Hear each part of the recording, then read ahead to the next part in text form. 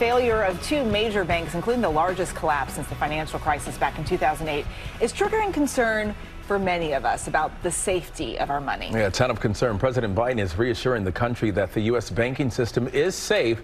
However, worries remain high. And here to discuss what all this means for consumers is ABC Chief Business, Technology, and Economics Correspondent Rebecca Jarvis, the only one that understands numbers in the building.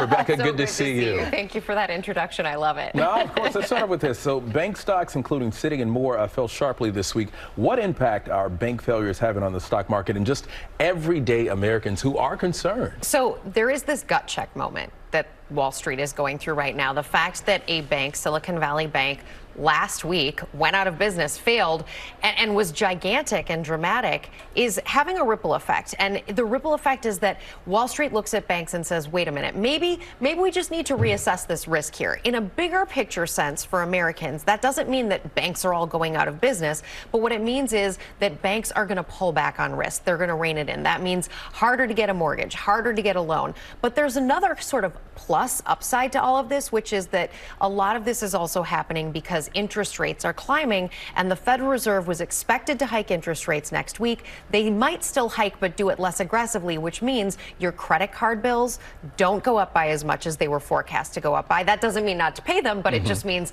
that you might get a little break there. Mortgage rates could actually come down. Anybody who's trying to buy a home right now sees those rates rising, and they might get a little respite here. You talked about the banks are having a gut check. Americans, I feel like, are having a gut check as well, going, okay, what does this mean for me? Yeah. What do I need to do? What can people do to protect their money? Well, the most important thing, and this applied before this crisis and it will continue to apply, is always look for an FDIC insured bank. That means on the face of it that your money up to $250,000 is safe in a checking, savings, CD inside of that bank. And this situation is clearly nerve-wracking, but it's interesting to me that not that long ago people were putting money in crypto banks, right? There's no FDIC insurance on a crypto bank, and yet people were very freely putting money there because they wanted to make more money. Well, when you take that kind of risk on, you give yourself a bigger downside. And in an FDIC insured bank, you are totally protected.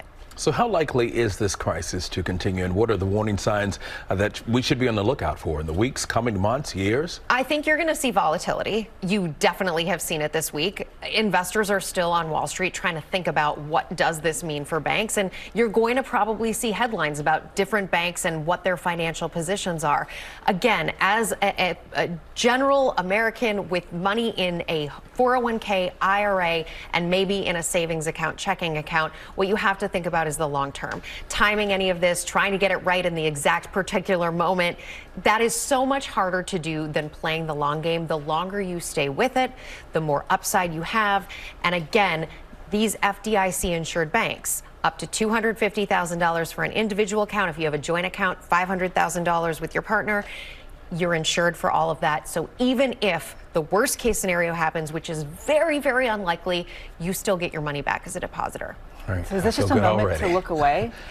Honestly, I know you're saying it as a joke, Eva, but sometimes that is what you have to do. That's probably the best advice, is to look away, but also be an educated consumer. All right, Rebecca Jarvis, good to see you, friend. Thanks, guys. And thanks for breaking it all down for us. Well, hey there, GMA fans. Robin Roberts here. Thanks for checking out our YouTube channel. Lots of great stuff here. So go on, click the subscribe button right over here to get more of awesome videos and content from GMA every day, anytime. We thank you for watching, and we'll see you in the morning on GMA.